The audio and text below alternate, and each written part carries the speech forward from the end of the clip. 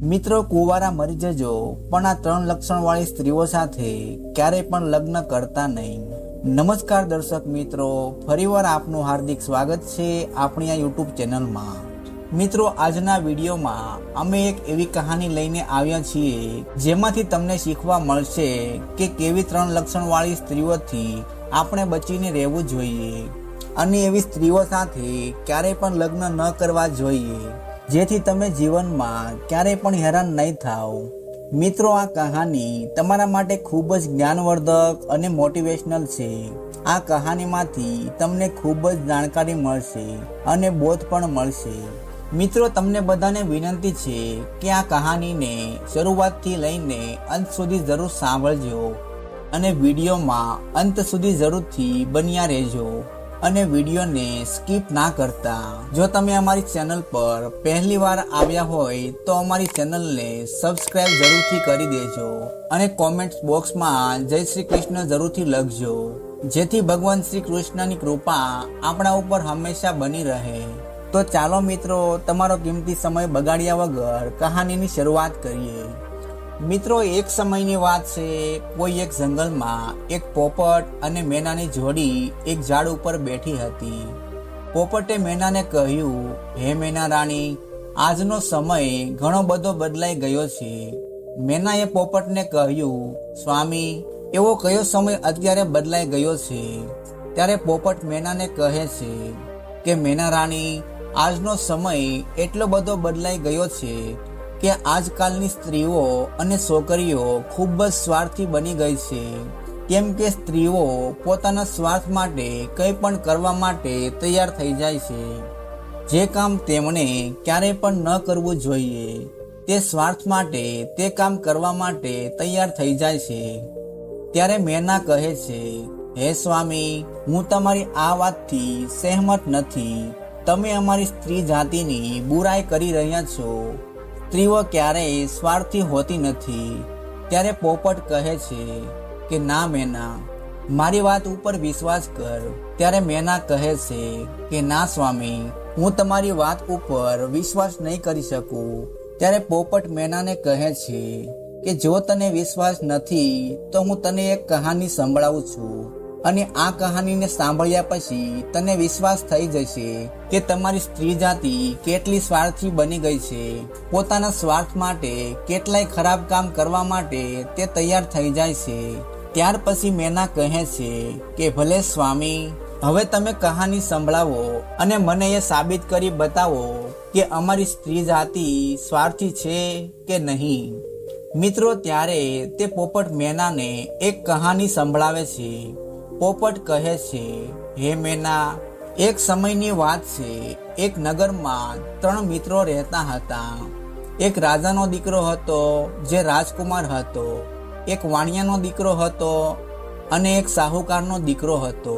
તે ત્રણેય મિત્રો હતા. ત્રણેય મિત્રો વચ્ચે ખૂબ જ ગાઢ દોસ્તી હતી. કેમ કે તે ત્રણેય મિત્રો એક સાથે ભણ્યા હતા અને સાથે જ મોટા થયા હતા. રાજાનો જે દીકરો હતો, જે રાજકુમાર હતો, તેના લગ્ન પણ થઈ ગયા હતા. મિત્રો, એક દિવસની વાત છે. ત્રણેય મિત્રો રાજાના બગીચામાં વિહાર કરી રહ્યા હતા. ત્યારે રાજકુમારે તેના મિત્રોને કહ્યું, ઘણા દિવસો થઈ ગયા, મારી પત્ની તેના પિયર ગઈ છે. આપણે બધા મારી સાસરિયામાં જઈ આવીએ અને મારી પત્નીને લઈ આવીએ. કેમ કે મને ઘણા દિવસથી તેની યાદ આવી રહી છે.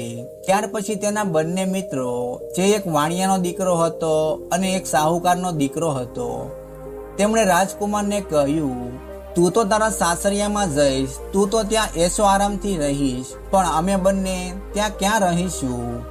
ત્યારે રાજકુમાર કહે છે કે તમે ત્યાં કોઈ જગ્યા શોધી લેજો અને રાત ત્યાં રોકાઈ જજો.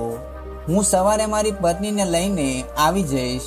મિત્રો, રાજકુમારની વાત સાંભળીને તે બંને મિત્રો તૈયાર થઈ જાય છે. મિત્રો, એક વાત એ પણ જણાવી દઉં કે જે વાણિયાનો દીકરો હતો તે ખૂબ જ ચાલાક અને સમજદાર પણ હતો. પરંતુ રાજાનો દીકરો જે રાજકુમાર હતો અને સાહુકારનો દીકરો એ બંને ખૂબ જ ભોળા હતા. મિત્રો, બીજા દિવસે સવારે તે બંને મિત્રો રાજકુમારની સાથે સાસરિયામાં જવા માટે ચાલી નીકળે છે। મિત્રો, રાજકુમારની સાસરીમાં પહોંચતા પહોંચતા 3 દિવસ થઈ ગયા। જ્યારે એ નગરમાં પહોંચ્યા ત્યારે રાજકુમારે તેના બંને મિત્રોને કહ્યું કે હવે તમે કોઈ જગ્યા શોધી લેજો અને ત્યાં રોકાઈ જજો। હું હવે મારી સાસરીમાં જઈશ અને સવાર પડતા મારી પત્નીને લઈને પાછો આવી જઈશ। ત્યારે પોપટ કહે છે, હે મેના। આટલું કહ્યા બાદ તે રાજકુમાર તેની સાસરીમાં ચાલ્યો જાય છે અને બીજી બાજુ શાહુકાર અને વાણિયાનો દીકરો રાતવાસો કરવા માટે જગ્યા શોધવા માટે નીકળી જાય છે। જગ્યા શોધતા શોધતા તેઓને એક જગ્યા મળે છે। ત્યાં આગળ રાતવાસો કરવા માટે અને જમવાની પણ સારી વ્યવસ્થા હોય છે। મિત્રો, જ્યારે તે આશ્રય સ્થાન ઉપર પહોંચે છે ત્યારે તેઓ ત્યાં એક વૃદ્ધ ડોશીને જોવે છે। ત્યારે બંને મિત્રો તે ડોશી પાસે જાય છે અને કહે છે કે અમે અહીં રાતવાસો કરવા માટે આવ્યા છીએ। કૃપા કરીને અમને અહીં જગ્યા બતાવો કે જેથી કરીને અમે અહીં રાત રોકાઈ શકીએ। સવારે વહેલા અમે અહીંથી ચાલ્યા જઈશું। મિત્રો, ત્યારબાદ તે વૃદ્ધ ડોશીમાં તે બંને મિત્રોને કહે છે કે કોઈ પણ જગ્યાએ બીજું સ્થાન શોધી લો અને ત્યાં રોકાઈ જજો, પણ અહીંયા તમે ભૂલથી પણ ના રોકાશો। ત્યારે બંને મિત્રો કહે છે કે કેમ અમે અહીં ના રોકાઈ શકીએ? ત્યારે એ ડોશીમાં કહે છે કે જો તમે અહીં આગળ રોકાઈ ગયા તો તમે જીવતા નહીં રહો અને તમારું મૃત્યુ થઈ જશે। મિત્રો, આવી રીતે તે વૃદ્ધ ડોશીમાં તે વાણિયાના દીકરા અને શાહુકારના દીકરાને સમજાવી રહી હતી। મિત્રો, તે જ સમયે તે આશ્રય સ્થાનના ચોગાનમાં શાહુકારના દીકરાને એક ખૂબ જ સુંદર સ્ત્રી જોવા મળી અને તે સુંદર સ્ત્રીને જોઈને શાહુકારના દીકરાને મનમાં થયું કે મારે આજની રાત આ સુંદર સ્ત્રી સાથે જ વિતાવી છે।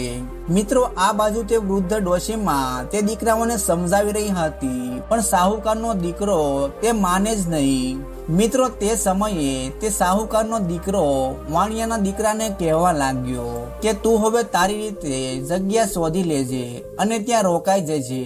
હવે અત્યારે તો હું આ સુંદર સ્ત્રી સાથે રાત વિતાવવા માટે જઈ રહ્યો છું। આટલું કહ્યા બાદ તે શાહુકારનો દીકરો તે સુંદર સ્ત્રીને લઈને આ જે ડોશીમાનું આશ્રય સ્થાન હતું તેમાં એક મોટો રૂમ હતો। તે રૂમમાં જઈને તેની સાથે સૂવા માટે જતો રહ્યો। મિત્રો, રાત થઈ ચૂકી હતી અને ઊંઘવાનો પણ સમય થઈ રહ્યો હતો। બીજી બાજુ તે પોપટ મેનાને કહે છે કે શાહુકારનો દીકરો તે સુંદર સ્ત્રી સાથે આશ્રય સ્થાનમાં ઊંઘવા માટે જતો રહ્યો અને વાણિયાનો દીકરો જે ખૂબ જ ચતુર અને સમજદાર હતો તે બહાર ઊભો રહ્યો। વાણિયાના દીકરાએ તેના મિત્રને ખૂબ જ રોક્યો, સમજાવ્યો, પણ તે માન્યો જ નહીં અને તે સુંદર સ્ત્રી સાથે રૂમમાં જતો રહ્યો। હવે બીજી બાજુ તે વાણિયાનો દીકરો તે વૃદ્ધ ડોશીમા પાસે જાય છે અને ડોશીમાને પૂછે છે કે મને એ નથી સમજાતું કે તમે એવું કેમ કહ્યું જે આ રૂમમાં રાતવાસો કરશે તે બચી નહીં શકે અને સવાર થતાં તે મૃત્યુ પામશે, એનું કારણ શું છે? મિત્રો, ત્યારે તે વૃદ્ધ ડોશીમાએ કહ્યું, મેં તમને પહેલા પણ કહ્યું પણ તમે મારી વાત માની જ નહીં। તારો મિત્ર જે શાહુકારનો દીકરો છે તે મારી વાત માન્યા વગર અંદર રૂમમાં પેલી સુંદર સ્ત્રી સાથે સૂવા માટે જતો રહ્યો છે। મને એટલો ડર લાગે છે કે સવારે તે જીવતો બહાર નહીં નીકળે। મિત્રો, પછી તે વૃદ્ધ ડોશીમાં તે વાણિયાના દીકરાને કહે છે તે હમણાં જે સુંદર સ્ત્રી જોઈ તે સુંદર સ્ત્રી વેશ્યા છે અને એક નાગણ પણ છે। આ જે સ્ત્રી છે તે રાત્રે પોતાનું રૂપ બદલી લે છે અને જેની સાથે તે સૂઈ જાય છે તેને રાતમાં ડંખ મારીને તેનું મૃત્યુ નિપજાવી દે છે, તેને મારી નાખે છે। એટલા માટે મને ડર લાગે છે કે જે ગયો છે એ હવે પછી ક્યારેય જીવતો પાછો નહીં આવે। વૃદ્ધ ડોશીમાની આ વાત સાંભળીને વાણિયાનો દીકરો હતો તે ખૂબ જ ડરી ગયો અને ડોશીમાને કહેવા લાગ્યો કે હવે તમે જ કોઈ રસ્તો બતાવો કે જેથી હું મારા મિત્રને બચાવી શકું। ત્યારે વાણિયાના દીકરાની વાત સાંભળીને તે ડોશીમા કહે છે, હું તને એક તલવાર આપું છું આ તલવારથી જો તું તે નાગણને મારી શકીશ તો જ તારો મિત્ર બચી શકશે.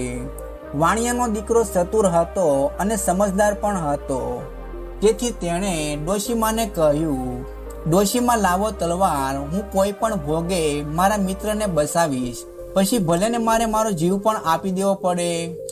મિત્રો ત્યારબાદ ડોશીમા પાસેથી તલવાર લઈને તે વાણિયાનો દીકરો આશ્રય સ્થાનમાં આવેલા મોટા રૂમમાં જાય છે અને ત્યાં જઈને જુએ છે તો શાહુકારનો દીકરો તે વેશ્યા સાથે સૂઈ રહ્યો હોય છે.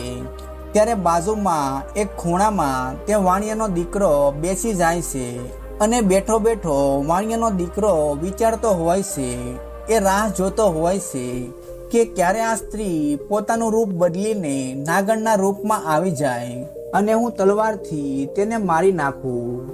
મિત્રો બીજી બાજુ અડધી રાત થવા આવી હતી અને હવે તે સુંદર સ્ત્રી નાગણનું રૂપ લઈને તૈયાર થઈ ગઈ હતી. તે શાહુકારના દીકરાને ડંખ મારવા જઈ રહી હતી ત્યારે જ તે વાણિયાના દીકરાએ તલવાર લઈને ત્યાં આવીને તે નાગણને મારી નાખી. મિત્રો આવી રીતે તે વાણિયાના દીકરાએ તેના મિત્રનો જીવ બચાવ્યો અને જે મરી ગયેલી નાગણ હતી તેને પલંગ નીચે છુપાવી દીધી. ત્યારબાદ પોપટ મેનાને કહે છે કે મેના, તે નાગણને મારી નાખ્યા બાદ અને તેના મિત્રનો જીવ બચાવ્યા બાદ તે વાણિયાનો દીકરો તે આશ્રય સ્થાનમાંથી બહાર આવી જાય છે. તે જ્યારે બહાર આવ્યો ત્યારે તે જુએ છે કે બહાર એક સુંદર સ્ત્રી રાત્રે એકલી પાસેના એક જંગલમાં જઈ રહી હોય છે. ત્યારે તે વિચાર કરવા લાગે છે, આટલી મોડી રાત્રે આ સુંદર સ્ત્રી જંગલમાં કેમ જઈ રહી હશે? મારે તેની પાછળ જઈને જાણવું જોઈએ કે આ સુંદર સ્ત્રી જંગલમાં ક્યાં જઈ રહી છે, શા માટે જઈ રહી છે. મિત્રો હવે વાણિયાનો દીકરો તે સુંદર સ્ત્રીની પાછળ પાછળ જંગલમાં ચાલતો જતો હતો એ જોવા માટે કે આ સ્ત્રી ક્યાં જઈ રહી છે. દૂર જઈને ત્યાં જંગલમાં એક સાધુનો આશ્રમ આવ્યો હતો. તે સુંદર સ્ત્રી સાધુના આશ્રમમાં પહોંચી ગઈ. ત્યાં વાણિયાનો દીકરો જુએ છે કે તે સુંદર સ્ત્રી તે સાધુ સાથે વાત કરી રહી હોય છે અને થોડા સમય પછી તે ત્યાંથી પાછી ઘરે જવા માટે નીકળે છે અને સાધુને કહે છે કે આજની આપણી મુલાકાત અડધી હતી, અધૂરી હતી. ત્યારે તે સાધુ કહે છે કે તું કેમ આવું કહે છે? ત્યારે તે સુંદર સ્ત્રી કહે છે કે આજે મારો પતિ મને લેવા માટે આવી ગયો છે અને મારા ઘરે રોકાયો છે. કાલે હવે હું એની પાસે મારા સાસરે જતી રહીશ અને આપણે નહીં મળી શકીએ. ત્યારે સાધુ તે સુંદર સ્ત્રીને કહે છે કે અત્યાર સુધી તો તું મને દરરોજ મળવા આવતી હતી અને હવે તારો પતિ આવી ગયો છે એટલે તું મને છેતરીને મારી સાથે કપટ કરીને હવે તું જતી રહે છે. ત્યારે તે સુંદર સ્ત્રી કહે છે, હા, મારો પતિ મારા ઘરે આવ્યો છે અને તે અત્યારે સૂઈ રહ્યો છે. કાલે સવારે હું સાસરે જતી રહીશ, એટલા માટે તમે મને માફ કરી દો. હવે પછી હું તમને ક્યારેય નહીં મળું. મિત્રો આ સુંદર સ્ત્રીની વાત સાંભળીને તે સાધુને ખૂબ જ ગુસ્સો આવી જાય છે અને ગુસ્સાને કારણે તે સાધુ તે સ્ત્રીનું નાક કાપી નાખે છે. મિત્રો નાક કપાવાના લીધે તે સુંદર સ્ત્રીને ખૂબ જ પીડા થવા લાગે છે અને તે સ્ત્રી ખૂબ જ બૂમો પાડતા પાડતા પોતાના ઘર તરફ જવા માટે રવાના થઈ જાય છે. મિત્રો આ બધું જોઈને અને સાંભળીને વાણિયાના દીકરાને ખૂબ જ ગુસ્સો આવ્યો. ગુસ્સામાં આવીને તેણે તલવારથી તે સાધુને મારી નાખ્યો અને ત્યાંથી જતો રહ્યો. થોડે દૂર ગયા પછી ત્યાં રસ્તામાં એક મંદિર આવ્યું. મંદિરમાં જઈને તે વાણિયાનો દીકરો ત્યાં છુપાઈ ગયો. મિત્રો મંદિરમાં બેઠો બેઠો તે વાણિયાનો દીકરો એ વિચારતો હોય છે કે હે પ્રભુ, કે આ દુનિયામાં શું થઈ રહ્યું છે. મિત્રો ત્યારે તે 4 ચોર આવે છે અને મંદિરમાં આવીને તે મંદિરમાં બિરાજમાન દેવી માને પ્રાર્થના કરતા કહે છે કે હે દેવી માં, અત્યારે અમે ચોરી કરવા માટે જઈ રહ્યા છીએ, અમને આશીર્વાદ આપો જેથી અમારી ચોરી આસાનીથી થઈ જાય અને અમે સારું એવું ધન ચોરી લાવીએ. જો અમે અત્યારે મોટી ચોરી કરી લાવશું તો આવતીકાલે અમે રાજાની દીકરીને પકડીને લાવીશું અને તમને બલિ ચડાવીશું. મિત્રો આટલી પ્રાર્થના કર્યા પછી તે ચોર ચોરી કરવા માટે નીકળી જાય છે. મિત્રો મંદિરમાં બેઠેલો તે વાણિયાના દીકરાએ ચોરોની આ વાત સાંભળી અને આ વાત સાંભળીને તેના પગ નીચેથી જમીન સરકી ગઈ. આ શું થઈ રહ્યું છે? આ મંદિરમાં પણ એક હત્યા થશે, આવું તે વિચારવા લાગ્યો. મિત્રો ત્યારે તે વાણિયાનો દીકરો વિચારવા લાગે છે, ગમે તે થઈ જાય પણ આવતીકાલે હું તે રાજાની દીકરીને મરવા નહીં દઉં. આવું વિચારીને તે મંદિરમાં જ બેસી રહ્યો. મિત્રો બીજી તરફ પેલી સ્ત્રીનું નાક પેલા સાધુએ કાપી નાખ્યું હતું. તે સ્ત્રી પોતાના ઘરે પહોંચી ગઈ. તેને પીડા તો ઘણી બધી થઈ રહી હતી અને તે વિચારવા લાગી કે જો સવાર થશે અને બધા મને જોશે તો મારા વિશે શું વાતો કરશે. એ લોકો આગળ મારે શરમથી મારું માથું ઝુકવવું પડશે. ત્યારબાદ તેણે એક વિચાર કર્યો, લાવને હું મારા પતિને જ આ બાબતમાં ફસાવી દઉં, જેથી કરીને મારું જે નાક કપાયું છે તેના દોષનો ટોપલો મારા પતિ ઉપર આવી જાય. મિત્રો સવાર થઈ અને જ્યારે બધા ઉઠ્યા ત્યારે પેલી સ્ત્રી જોર જોરથી બૂમો પાડવા લાગી અને બધાને કહેવા લાગી કે જુઓ જુઓ, મારા પતિએ મારું નાક કાપી નાખ્યું. મિત્રો પેલી સ્ત્રીની બૂમો સાંભળીને ત્યાંના બધા જ લોકો ભેગા થઈ જાય છે. તે સ્ત્રીના પતિ રાજકુમારને સૈનિકો આવીને પકડી લે છે અને બંદી બનાવી દે છે અને રાજાની સામે રજૂ કરે છે. ત્યારબાદ રાજા આ બનાવ વિશેની બધી માહિતી મેળવીને રાજકુમારને જેલમાં નાખી દે છે. મિત્રો બીજી બાજુ તે વાણિયાનો દીકરો આખો દિવસ તે મંદિરની આસપાસ જંગલમાં બેસી રહ્યો અને રાત થવાની રાહ જોવા લાગ્યો કે ક્યારે પેલા ચોર લોકો રાજાની છોકરીને લઈને બલિ ચડાવવા માટે આવે, પરંતુ હું એ રાજાની છોકરીને બચાવી જ લઈશ, એની હત્યા નહીં થવા દઉં. જ્યારે રાત્રિ થઈ ગઈ ત્યારે તે વાણિયાનો દીકરો તલવાર લઈને મંદિરમાં છુપાઈને બેસી ગયો.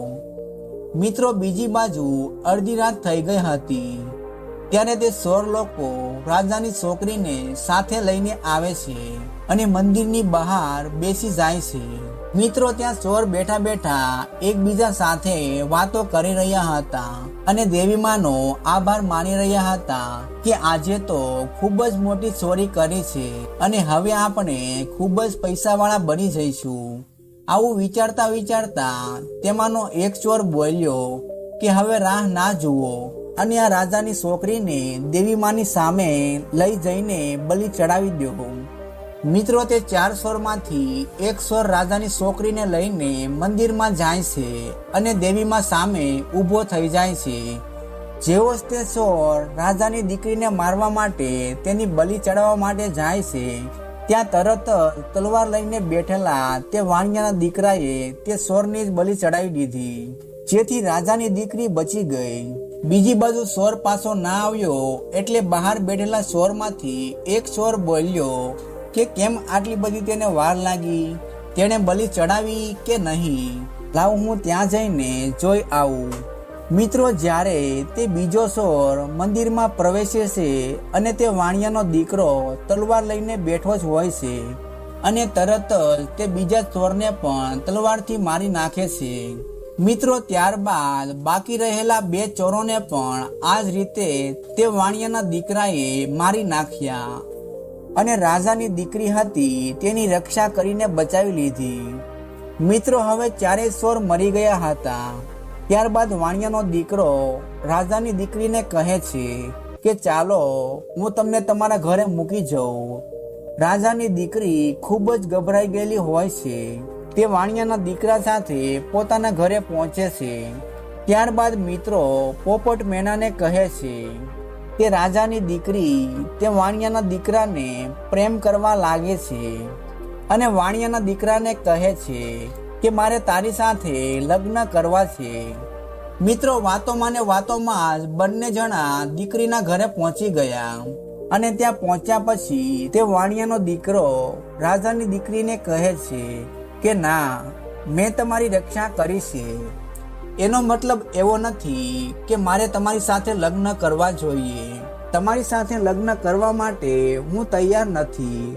આ વાત સાંભળીને રાજાની દીકરીને ખૂબ જ ગુસ્સો આવી ગયો. તેણે વાણિયાના દીકરાને કહ્યું કે જો તું મારી સાથે લગ્ન નહીં કરે તો હું તને ફસાવી દઈશ અને જેલમાં પુરાવી દઈશ. ત્યારે વાણિયાના દીકરાએ કહ્યું કે જેવી તમારી મરજી, હું લગ્ન તો નહીં જ કરું. મિત્રો, આ વાત સાંભળીને રાજાની દીકરી જોર જોરથી બૂમો પાડવા લાગે છે અને કહેવા લાગે છે, બચાવો બચાવો, આ વ્યક્તિ મને અહીંથી ભગાડીને લઈ જઈ રહ્યો છે અને હવે તે મારી ઇજ્જત પણ લૂંટવા માંગે છે. મિત્રો, તરત જ સૈનિકોએ રાજાની દીકરીનો અવાજ સાંભળ્યો અને તે વાણિયાના દીકરાને પકડી લીધો અને તે દીકરાને રાજા સમક્ષ રજૂ કર્યો. સૈનિકોએ રાજાને કહ્યું કે મહારાજ, આ વ્યક્તિ રાજકુમારીને ભગાડીને લઈ જઈ રહ્યો હતો અને રાજકુમારીની ઇજ્જત લૂંટવાનો પણ પ્રયત્ન કરી રહ્યો હતો. અમને રાજકુમારીનો અવાજ સંભળાયો એટલે અમે તેમને બચાવી લીધી. નહીં તો અમને અવાજ ન સંભળાયો હોત તો આ વ્યક્તિ રાજકુમારીની ઇજ્જત લૂંટી લેત. મિત્રો, આ વાત સાંભળીને રાજાને ખૂબ જ ક્રોધ આવી ગયો. તેમણે વાણિયાના દીકરાને જેલમાં પુરાવી દીધો. પહેલાથી જ તેના બંને મિત્રો જેલમાં પુરાયેલા હતા, જ્યાં શાહુકારનો દીકરો હતો અને રાજાનો દીકરો હતો. મિત્રો, ત્યાં જ વાણિયાના દીકરાને તેના બંને મિત્રો મળી ગયા હતા. શાહુકારનો દીકરો એટલા માટે જેલમાં હતો કે વૃદ્ધ ડોશીમાના આશ્રય સ્થાનમાં વેશ્યાને મારી નાખી હતી અને તેનો આરોપ શાહુકારના દીકરાના માથે લાગ્યો હતો. જ્યારે રાજાનો જે દીકરો હતો તે એટલા માટે જેલમાં હતો કે તેના ઉપર આરોપ હતો કે તેણે તેનું પત્નીનું નાક કાપી નાખ્યું હતું. હવે ત્રણેય મિત્રો સાથે મળીને ત્યાં જેલમાં બેઠા હોય છે. મિત્રો, બીજા દિવસે સવારે રાજા ત્રણેય મિત્રોને દરબારમાં બોલાવે છે અને ત્રણેયને સજા સંભળાવવા માટે રાજા તૈયાર થઈ જાય છે.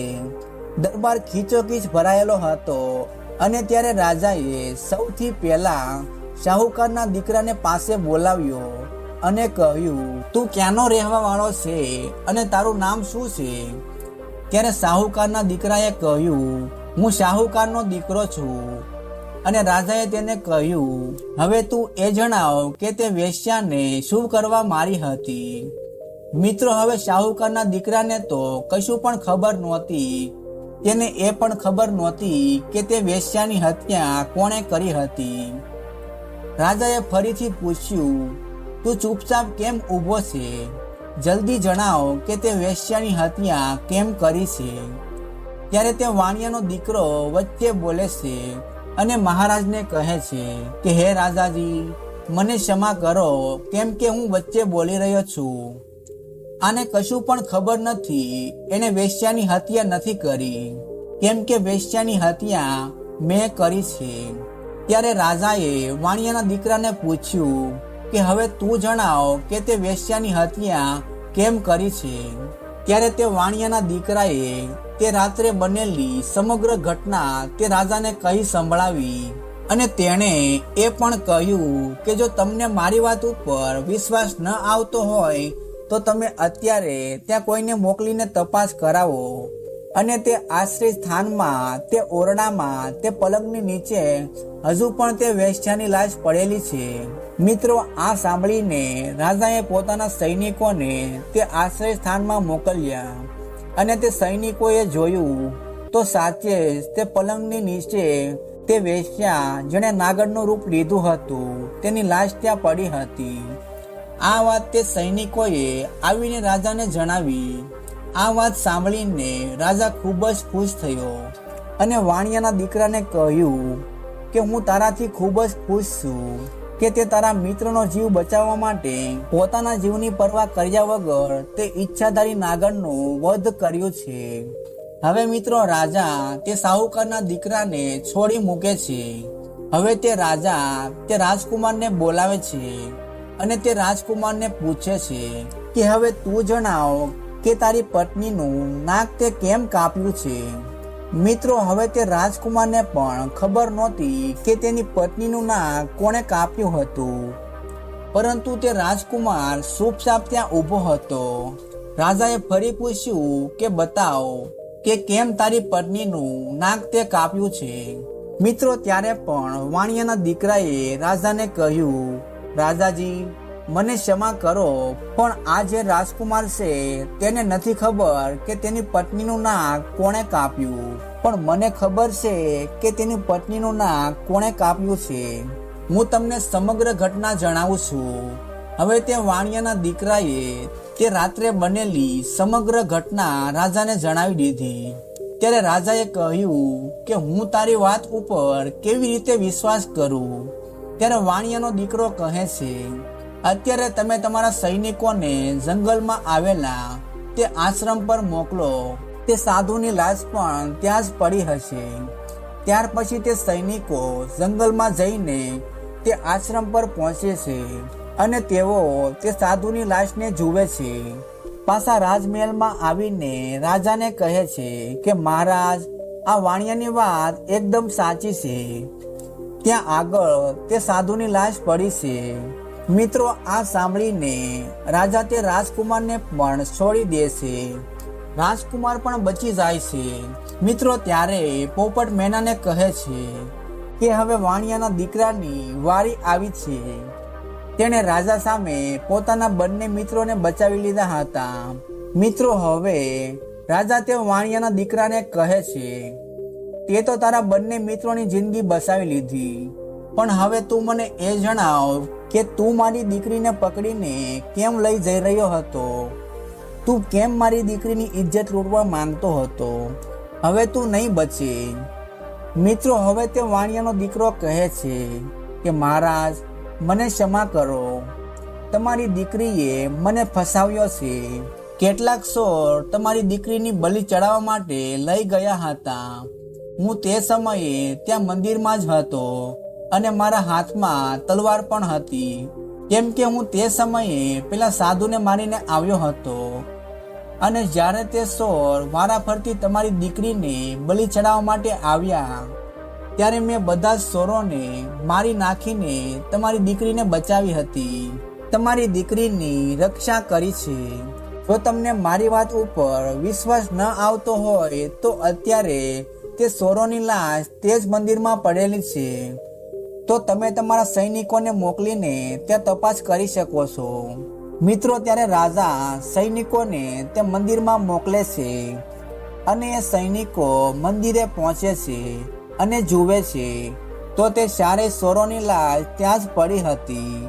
તેઓ પાછા આવીને રાજાને કહે છે કે આ વાણિયાના દીકરાની વાત એકદમ સાચી છે. તે ચોરોની લાશ ત્યાં જ છે અને તે એકદમ સાચું બોલી રહ્યો છે. પછી વાણિયાનો દીકરો કહે છે, જ્યારે તમારી દીકરીને તે ચોરોથી બચાવીને હું રાજમહેલ તરફ આવી રહ્યો હતો ત્યારે તમારી દીકરીને મારા પ્રત્યે પ્રેમ જાગ્યો અને તે મારી સાથે લગ્ન કરવા માટે તૈયાર થઈ ગઈ હતી. ત્યારે મેં એને કહ્યું કે હું તમારી સાથે લગ્ન કોઈ પણ સંજોગોમાં નહીં કરી શકું. ત્યારે તમારી દીકરીએ મને ફસાવવા માટે કહ્યું કે જો તું મારી સાથે લગ્ન નહીં કરે તો હું રાજાને કહીને તને જેલમાં પુરાવી દઈશ. મિત્રો વાણિયાના દીકરાની આ વાત સાંભળીને રાજાનો ચહેરો શરમથી ઝૂકી જાય છે. ત્યારબાદ રાજા તે વાણિયાના દીકરાની માફી માંગે છે અને તે દીકરાને માન સન્માન સાથે છોડી મૂકે છે. મિત્રો આવી રીતે તે વાણિયાના દીકરાએ તેના બંને મિત્રોને પણ બચાવી લીધા અને પોતાને સમય પણ બચાવી લીધો. ત્યારબાદ ત્રણેય મિત્રો હસતા હસતા પોતાના નગરમાં પાછા આવી જાય છે અને આરામથી બાકીની જિંદગી ત્યાં રહીને વિતાવવા લાગે છે.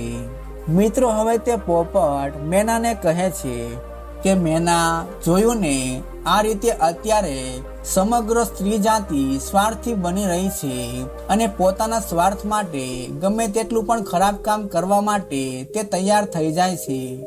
પોતાના સ્વાર્થ માટે ગમે તેટલું દુઃખ પણ ભોગવવાનું થાય તો પણ તે ભોગવવા માટે તૈયાર થઈ જાય છે. મિત્રો પોપટની વાત સાંભળીને મેના ચૂપ થઈ જાય છે. ત્યારબાદ પોપટ મેનાને કહે છે કે હે મેના રાણી, એટલે જ હું તમને કહું છું, ભલે ને ભૂખે મરી જવું પડે પણ આ 3 લક્ષણવાળી સ્ત્રીઓ સાથે ક્યારેય પણ લગ્ન કરવા જોઈએ નહીં. ત્યારબાદ પોપટ મેનાને સમજાવે છે કે આ 3 લક્ષણવાળી સ્ત્રીઓમાં પહેલી સ્ત્રી એ છે કે જે પત્ની હોવા છતાં પણ પારકા પુરુષ સાથે પ્રેમ કરે છે અને સોરી ચૂપીથી તેને મળવા માટે જાય છે અને પોતાના પતિવ્રતા ધર્મનું પાલન કરતી નથી. તેથી આવી સ્ત્રીઓથી હંમેશા બચીને જ રહેવું જોઈએ અને આવી સ્ત્રીઓથી દૂર જ રહેવું જોઈએ. અને બીજી સ્ત્રી એ છે કે જે વેશ્યા તરીકેની પોતાની જિંદગી વિતાવી રહી છે, જે નાગણની જેમ રહે છે અને પોતાની હવસને સંતોષવા માટે તેણે પોતાના પતિની હત્યા પણ કરવી પડે તો તે કરવા માટે પણ તૈયાર થઈ જાય છે. તેથી જ આવી વેશ્યા પ્રવૃત્તિવાળા લક્ષણો ધરાવતી સ્ત્રીઓથી દૂર જ રહેવું જોઈએ.